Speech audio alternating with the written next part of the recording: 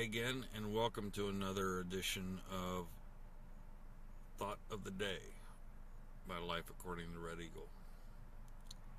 Today is entitled Death is an Illusion.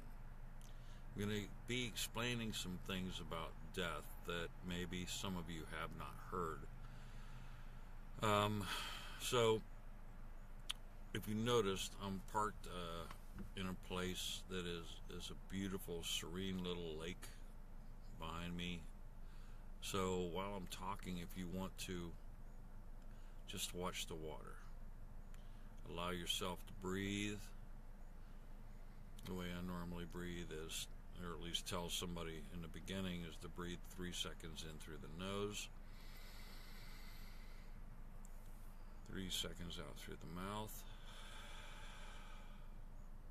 hold 1 second, and then continue. The reason I'm doing this video is due to some things that have come up over the last few weeks, but especially this past Monday on Best Psychic Source TV. There were 3 different people at least that were speaking of death concerning 2 were children. One was a younger child, another woman was in her 30s, and also for a woman's husband. So there were 3. But also, before we get into it, Barry Bing was also there. Barry recently lost his mother. She has transitioned to the other side. And he is holding a raffle on his website. So check him out on Facebook and purchase some of his wares and buy some raffle tickets to win some free stuff. This is to help he and his partner lessen the burden for the cost of his mother's funeral, due to not having insurance, not having the money. We'd like to take care of our own, and I would appreciate if you would at least look into that. But anyway,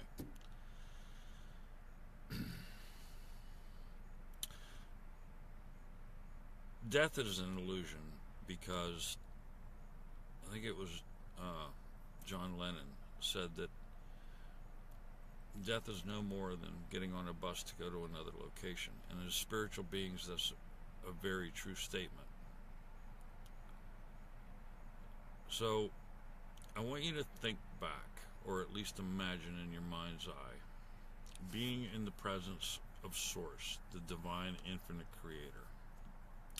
And you are there along with your soul family. You do not remember the experience of this third dimension in human form, because you're a spiritual being, and it's complete love, and it's beyond words. It really is. Just imagine perfection. Imagine unity and love and harmony and peace and just nirvana. You know, it's just such a beautiful state of being. Well, while you're there, you make and sign soul contracts. Your soul contract, part of it, is your incarnation in this life. Now, what happens is, you're on the other side in this perfectness of what is, and looking down on the earth and says, okay, I'm going to pick these people as my parents, and these are the life lessons that I am wanting to learn, and these are the experiences I'm going to go through, and you just make a list. And there are certain people that are your soulmates that are going to come into your life and create some havoc, and then there's the other ones that are going to be there to support you and all this other stuff. I mean, it's just like it's really interesting in how this works, and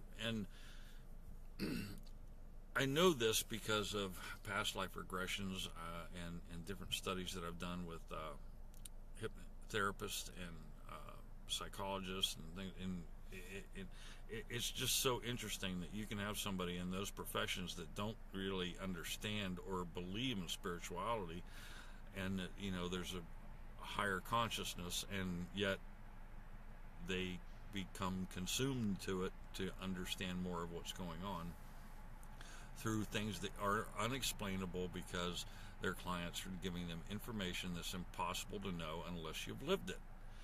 And that's what I think is so cool. It just blows the mind. It really does.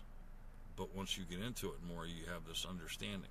Now, one of the things about the soul contract is that you're also willing to pay back some of the karmic debt. As a master of shadows, I think I've explained in the past that sometimes we get into situations in past incarnations where we weren't such nice people. So we have to pay back that karmic debt in a future life. And so within that soul contract, you might have to do that. Well, almost certain you do. So when you make that soul contract, there's actually 3 exit points. And what do I mean by that? It's when the soul says, all right, I'm here, or I'm almost here, and I don't want to deal with this shit. I'm out. I want to just go back home. You almost become homesick because you feel the negativity and everything that's here in this third dimensional world, and not every soul can handle it. That's why, if you're watching this video, just understand you're a pioneer, you're a warrior, you're here experiencing something that there's trillions of souls and more that are not even willing to try it. So just being here, you're pretty special. So these 3 exit points can come at any time in your life and during your soul contract that you make. So it's different for everybody. Now, the reason I mention the exit points is because we have things like stillbirth. That is when a soul is in the fetus, still in the womb, and just says, nah, ain't happening. That can be an exit point. There's also sudden infant death syndrome. And I know this is hard for any of you that have lost a child like that they seem perfectly healthy and then bam, they're gone. But it's also the same type of thing. We can go into that to another time of when the soul is complete in entering a physical body, because that's different as well. Or you can just ask me questions about that. And then, of course, we have stillbirth. When a child, comes in and just like, no, I'm about to enter, but no, it ain't happening. And that is also why some women have abortions. It's not so much what they believe is right, it's what that soul is telling them to do in their subconscious. Never thought about that, did you? Yeah, it's true. And then for the older people, there's things like Alzheimer's and dementia and things like that. These are in preparations for those exit points.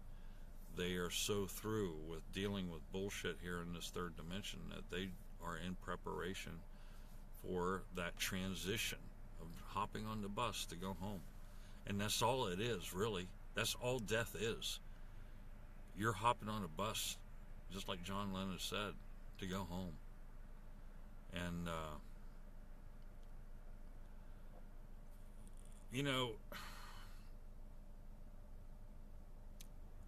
death to us in a human form with our emotions and stuff, and we're supposed to understand that separation and that sadness and everything, because the separation and loss that we feel from death is how the Creator feels when we are not connected. It's complete loss, and we see the evidence of that connection being lost with so many people that are hateful to one another and non-forgiving and just living in their own drama, or going along with the whole war machine bullshit and living what I call the walking blind. because they want to shut themselves down. And this is where addiction comes from. It's low self-esteem. There's so much that all of this involves. But the one thing I wanted to do also was share with you a little story of my ex-father-in-law when he passed away. His son, I was standing at the foot of the bed with my wife, and his son was standing to my left, and behind him was the window to the room, and then there was also his wife to the extreme right. And we were talking to them. He was still conscious, but he had been battling so many different things. And hospice in the upstairs, 2 or 3 floors above, had said, we're ready to take him up. And he was kind of in and out of consciousness, you know. So it was a rainy, cloudy, ugly Saturday morning.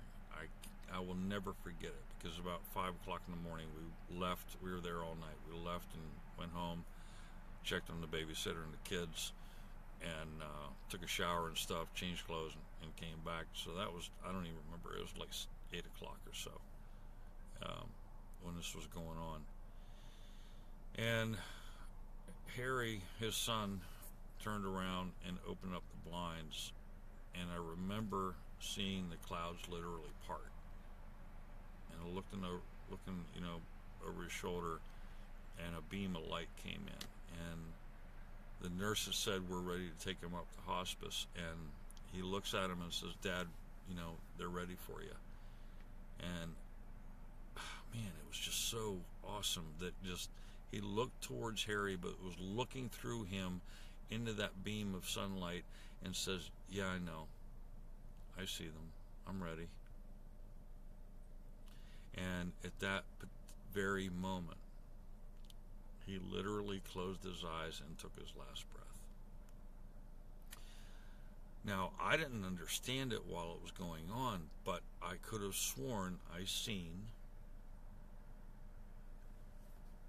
an image or an orb of light leave his body and just melt into the sunlight, even within the room.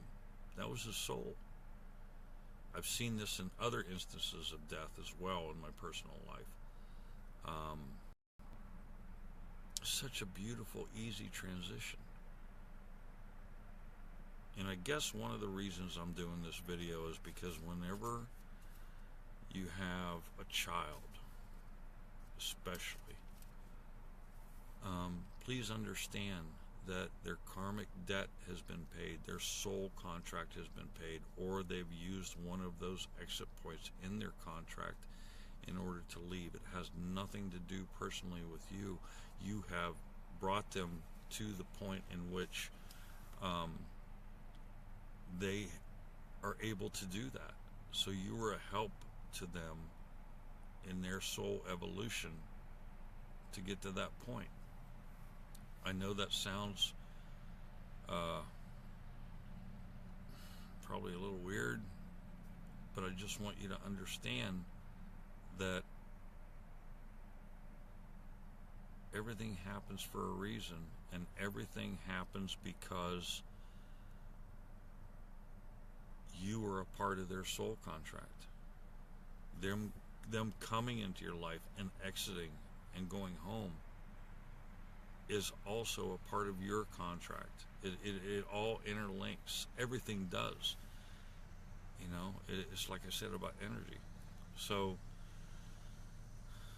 please have the understanding that if they've departed and left, it's only because they have evolved and raised their higher vibration in order to become an ascended master to some level, and that they're going to reincarnate or come back in spirit form to help you or others. Our whole mission and purpose here is to serve. And when we think of it that way, how can we be so selfish as to want to hold them back by keeping them here? That's not what it's about. When my grandfather passed away, he got on his bus and went home. He was eaten up by cancer. He had a stroke in the hospital. He came home. They said he would only last 96 hours tops. He lasted almost 2 weeks. And I went to visit him at home. And long story short, he was at peace, but being pumped full of morphine and everything else in his physical body, he was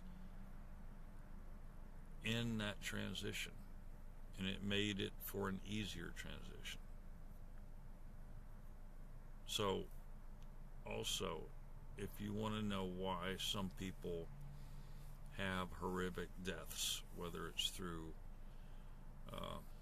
well, we won't even go there, but horrific deaths, it is something that they signed up for in their soul contract. It is something that is a part of their karmic debt. They're paying their debt so that they can move forward.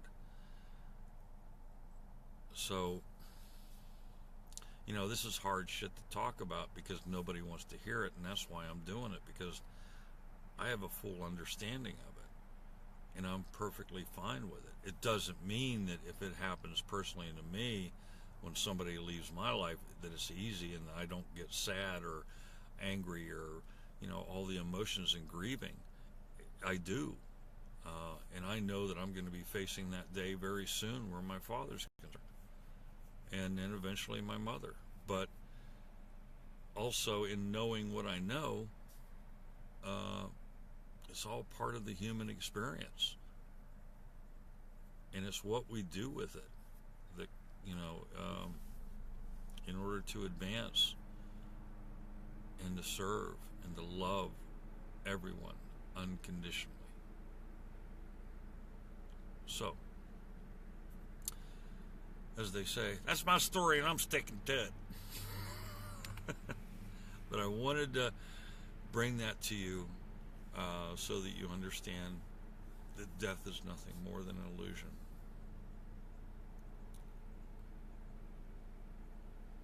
With that said, I hope this gives you a little better understanding of what soul contracts are and how the soul family is involved and what death really is. So, thank you so much for listening. I love you very much. And my energy goes to you for those that you might have lost in the past and coming in the future. It's all a part of life. It's part of the evolution. So, with that also said, you always dare to dream. Right? Much love. See you later.